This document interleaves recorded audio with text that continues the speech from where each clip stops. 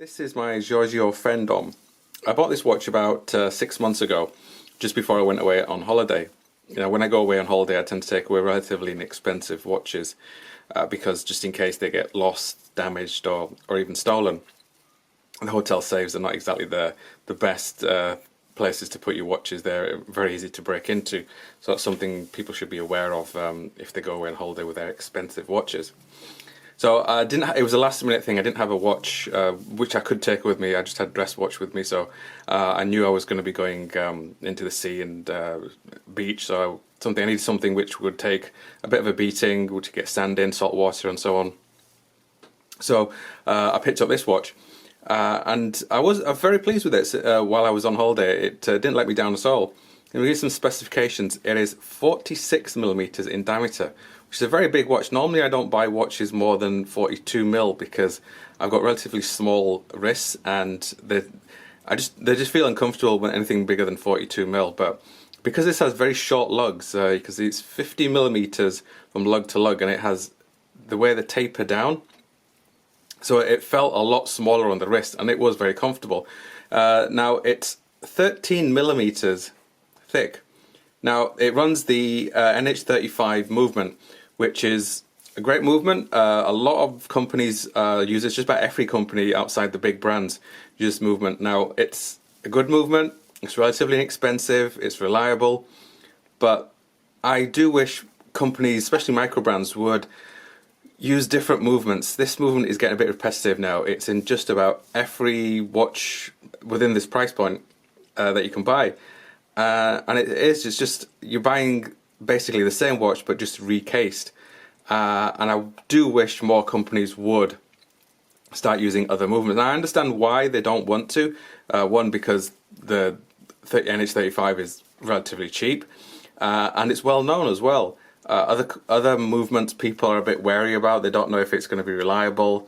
They will always go to something they know. So I don't know. We'll see if any companies will take a risk in trying some new movements, but I would hope they would.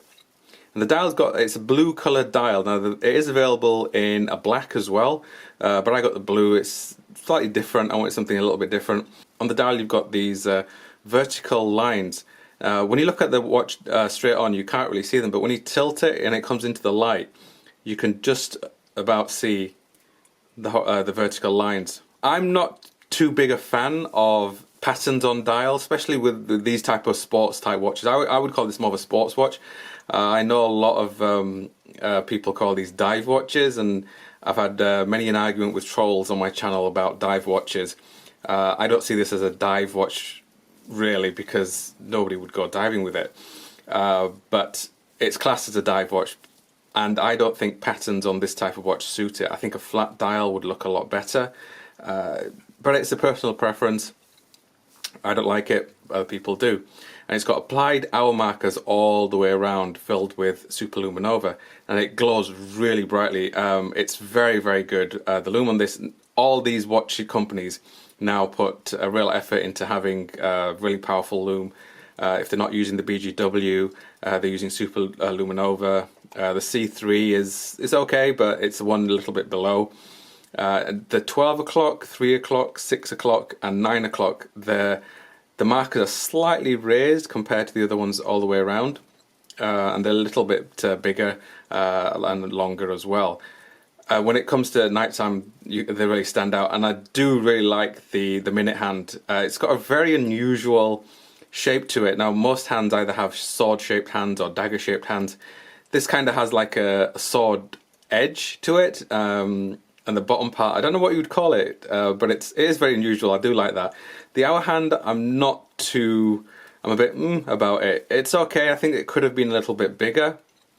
I'm not a big fan of that little tip on the end, but I do like the second hand. I like the orange tip on the second hand, and the nice big broad end to it as well. You can see it at night time. It glows really well.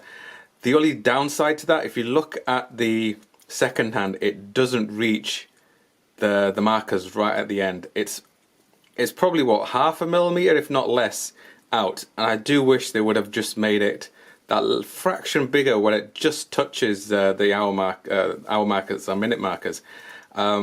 A lot of companies do this. I don't know why, but they always make them slightly smaller than what they are, but hey ho. Now it's got this brushed bezel all the way around it. Now this is something that's come in for the past few years. The first time I saw this type of bezel was a watch called the Trasker, which was made by a friend of mine.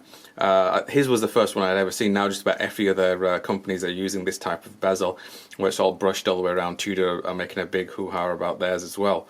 And I really do like the brushed bezel on this watch and all other watches.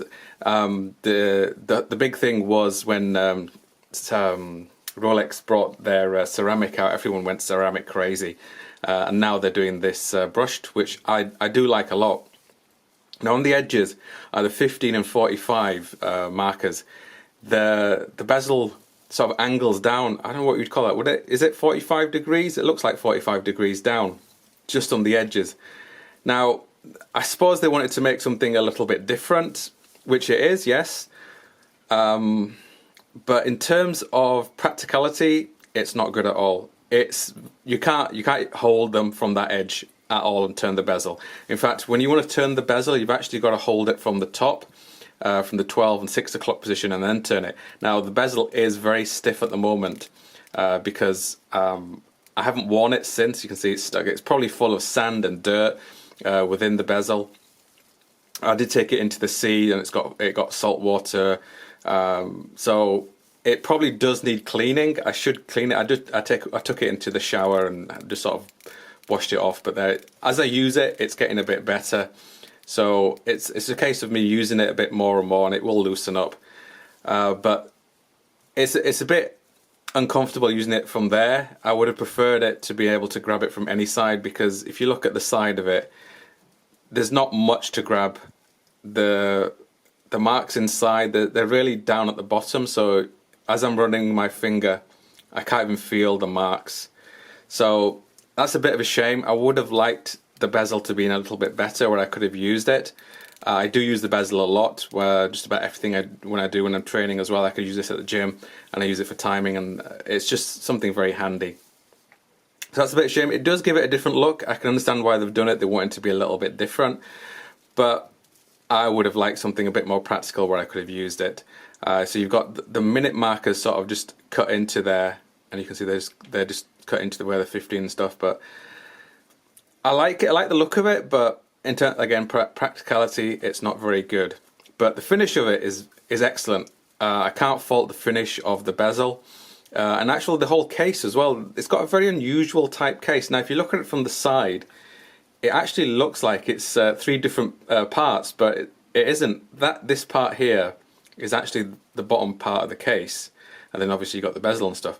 And even if you look at the lugs, it looks like the lugs have been attached afterwards. There's a small gap there, and that's obviously deliberately done. So it looks like the lugs are being sort of stuck on afterwards, so it's all individual. But I would assume that the lugs are all part of the case, and they've just made a small cut edge there to make it look like it's been put on differently. But it gives the watch a different look to it. I do appreciate the fact that they thought about it, and actually that probably would have taken quite a bit of effort to do, because instead of just making a mold where it's all fixed and it's all rounded off, they've actually had to go in and make those little cuts in there when they're making the mold. So they have actually thought about this watch, and that's what I like about when companies make watches. I don't like these generic micro brands or any other companies where they're just rolling out watches which look just the clones of Rolex Submariner, basically. That's all they do, or clones of Omega watches or any other big brand. They just clone them, virtually make them identical, stick their name on it, and then away they go.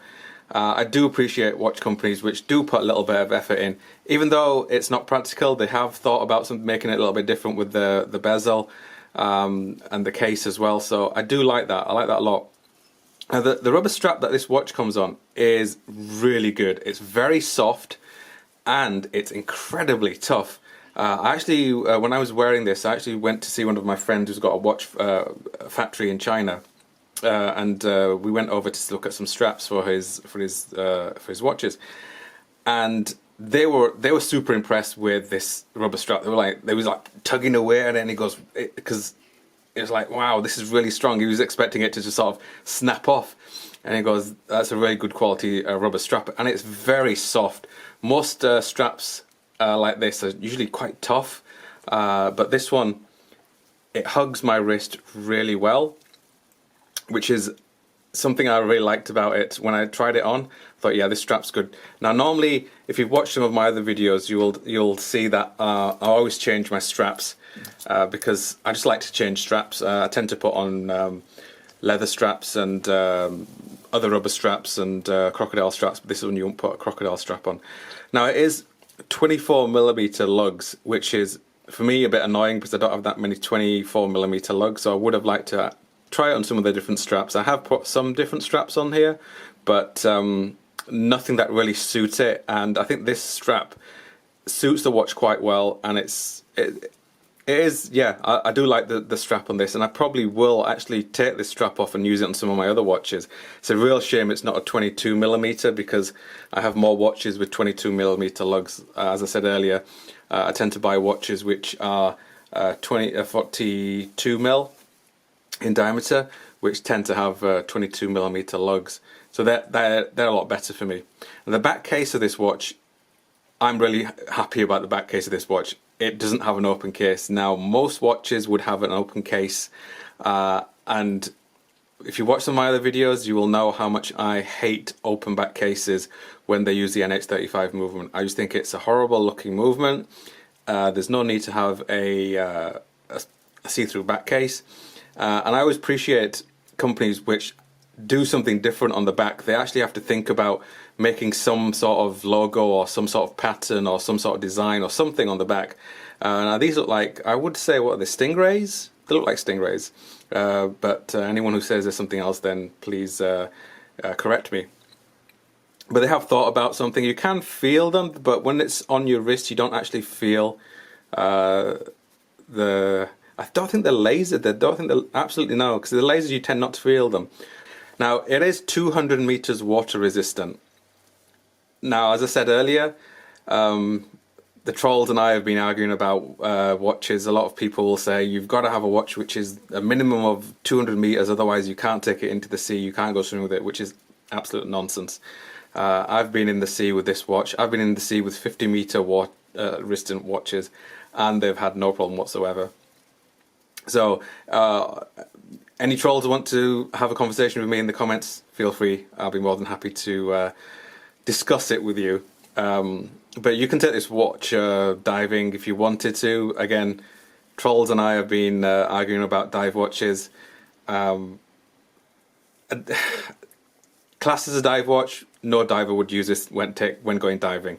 You'd use a dive computer. I say that all the time in my watches when I'm doing reviews of these type of watches. Nobody would wear this diving. I wouldn't wear this diving. I'd wear a dive computer. For Instagram pictures, yep, great. You'll see them with their watches, but otherwise, no, dive computer.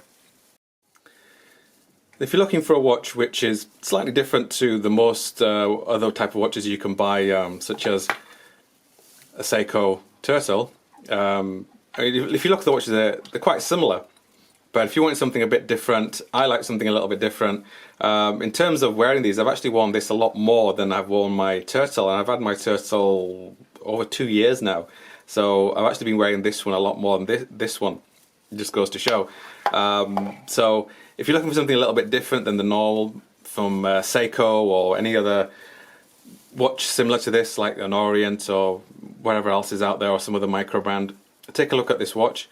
I'll put a link in the description to the website where you can purchase one of these. I don't have any links for discount codes or anything else. I don't have an association with this company, so can't give you any discount links or anything else like that. But perhaps they'll have some offers on. Now they do have another new watch which is just they've put on the website, which I actually do like a lot. It's similar to this one, but it's quite a bit. It has more of a vintagey looking dial to it. So I'll have a look at that next time I go. I do like to buy watches in person more than online, because especially watches like this, because with the Seiko you can go to a shop anywhere and have a look at it, but with these you really want to have a look at it in your hand and try it on and so on. I'll have a look at that, and if I do buy it, I will make a video about that one as well to do a comparison. I actually might do a a comparison between these two, because they are very similar in terms of cost as well. I'm not sure what the Seiko goes for at the moment. I know the prices on Seikos are now absolutely skyrocketing now. I did say many years ago that they'll start putting Prospex on all of their watches and then start charging more for them, and that's what they've started doing. So Seikos are becoming quite expensive, and now it's sort of making the micro brands a little bit better value for money. This one is at the moment $500, so I think the Seiko is probably in the same price bracket, and honestly, in terms of fit and finish, they're on par. I wouldn't say one is better than the other, and I wouldn't say one movement is better than the other. NH35, I said earlier, everyone knows it. It's a good strong movement. This movement in the Seiko Turtle, I think it's the R36. Again, correct me if I'm wrong. Really strong, good movement, but yeah, it all depends what you want, what you're going to use it for. But yeah, I think I probably will do a side-by-side comparison of these two watches. They are very compatible. So, hope you enjoyed the video. Thank you for watching.